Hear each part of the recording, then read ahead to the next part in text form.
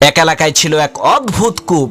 লোকেরা যখন ওই গহীন অন্ধকার কূপ থেকে পানি তোলার জন্য কূপের মধ্যে রশিতে বাঁধা বালতি নামিয়ে দিত, তখন ওই রশি ঠিকই থাকতো, কিন্তু বালতিটা কূপের মধ্যে উধাও হয়ে যেত। এই আশ্চর্য ভূতুরে কাণ্ড দেখে এলাকার সমস্ত লোকেরা বলাবলি করতে লাগলো যে নিশ্চিত এই কূপের মধ্যে জিন ভূত আছে। এলাকার সমস্ত গণ্যমান্য ব্যক্তিরা একত্রিত হয়ে দেশের বড় বড় কবিরাজদেরকে নিয়ে আসলো ওই কূপ থেকে জিন ভূত তাড়ানোর জন্য। কিন্তু দুঃখের বিষয়, কোনো কবিরাজই এই সমস্যার সমাধান করতে পারলেন না। অবশেষে সেই এলাকার একজন দুঃসাহসী বালক বলে উঠল, আমি এই কূপের ভেতরে নেমে দেখবো এর মধ্যে আছে কি। ছেলেটির এই কথা শুনে এলাকার সমস্ত লোকেরা হতভম্ব হয়ে গেল। সকলেই তাকে বলতে লাগলো, ভাই, এই কাজ করা তোমার মোটেও ঠিক হবে না, এটা কিন্তু তোমার আত্মহত্যার শামিল। তখন সেই ছেলেটি বলল, ইনশাআল্লাহ আমার কিছুই হবে না, তবে আমার একটা শর্ত হচ্ছে, যেই রশিটা আমি মাজায় বেঁধে এই কূপের মধ্যে নামবো, ওই রশিটা তোমাদের সাথে আমার পিতাও যাতে ধরে রাখে। এলাকাবাসী বলল, এটা আবার কোনো শর্ত হলো নাকি? ঠিক আছে, তোমার পিতাও আমাদের সাথে রশিটা ধরবে, কোনো চিন্তা করবা না। কথা অনুযায়ী মাজায় রশি বেঁধে সেই ছেলেটি কূপের মধ্যে নেমে দেখতে পেল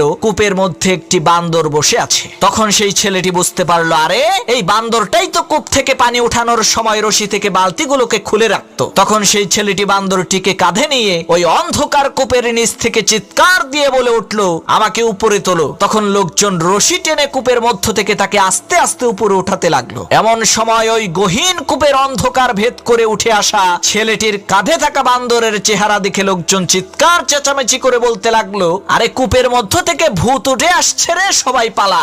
ভূতের কথা শুনে যে যার মতো এদিকে ওদিকে ছুটে পালিয়ে গেল। কিন্তু ওই ছেলেটির পিতা রশি ছেড়ে কোথাও গেল না, কারণ তার কলিজার টুকরা সন্তান যে ওই কূপের মধ্যে আছে, এ কারণে সে তার সমস্ত শক্তিকে একত্রিত করে রশি টেনে একাই তার সন্তানকে কূপ থেকে বের করলো। এরপর দেখা গেল তার ছেলে কূপের নিচ থেকে কাঁধে করে একটি বান্দর নিয়ে এসেছে। তখন সেই ছেলেটি তার পিতাকে বলল, বাবা, আমি জানি আমার বিপদে সবাই পালিয়ে গেলেও তুমি কিন্তু পালাবে না, এজন্যই আমি শর্ত জুড়ে দিয়েছিলাম যে আমাকে টেনে তোলার রশিটা যাতে আমার পিতা ধরে রাখে। প্রিয় ভাইরা, এখান থেকে বোঝা যায় যে বিপদের মুহূর্তে সবাই আপনাকে ছেড়ে পালিয়ে যেতে পারে, কিন্তু আপনার মা বাবা আপনাকে বিপদে রেখে কখনোই পালাবে না, ইনশাআল্লাহ।